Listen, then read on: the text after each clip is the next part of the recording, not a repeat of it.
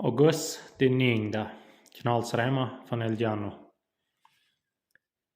Frucht bringen im Leben oder Erfolg haben, das macht in jeder einer von uns. Wir mochten jeden in der Schule die besten Noten haben.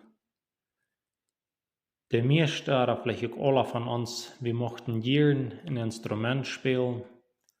Wir kicken manchmal die Liedhänger an, die das so schön kennen. Aber in Wirklichkeit vergeht wir davon, was das brauchen das, vor dem diese Frucht dann evangelisch kommen kann. Jesus sagt in Johannes, das 12. Kapitel, Vers 24, so steht zu seinen Zuhörer durch. Du so sagtens, dass du so wie ein Griechen abgekommen in Jerusalem, der das Passafest, und sie kommen durch seine Jünger, und sie sagen, sie wollen gleichen Jesus zu sein. Und Jesus sagt, so steht zu End, im 24. Vers, wahrlich, wahrlich, ich sage euch, es sei denn, dass das Weizenkorn in die Erde falle und es sterbe, so bleibt's allein.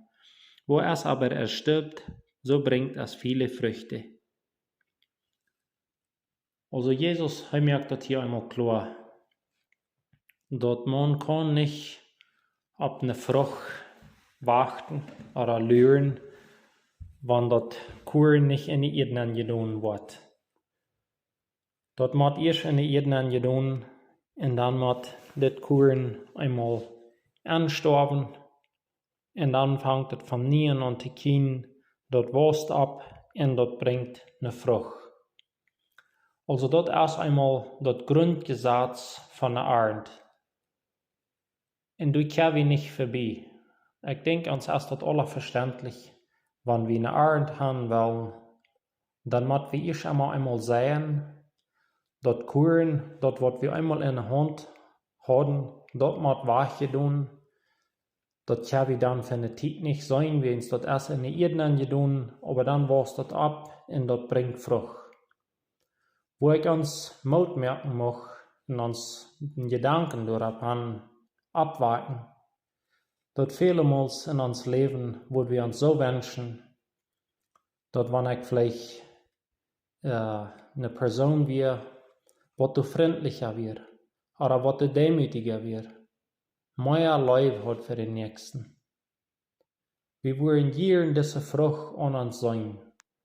Aber lasst uns einmal an das erinnern, was Jesus hier sagt. Wenn das Weizenkorn, wenn das nicht in die Erde fällt, wenn das nicht sterben wird, also sich selbst hingeben, dann kann es nicht eine Frucht bringen.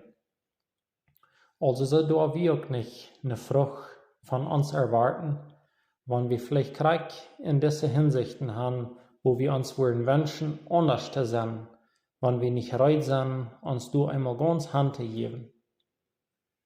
Ganz Gott zu übergeben, uns selbst aufzustorben, in dat du wat nie uit uns rauswassen kann. Also macht uns das in Gedanken merken.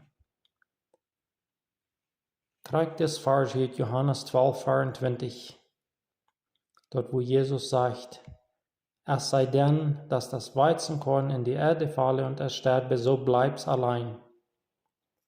Also wenn wir nicht bereit sind, das zu tun, dann wird das allein bleiben.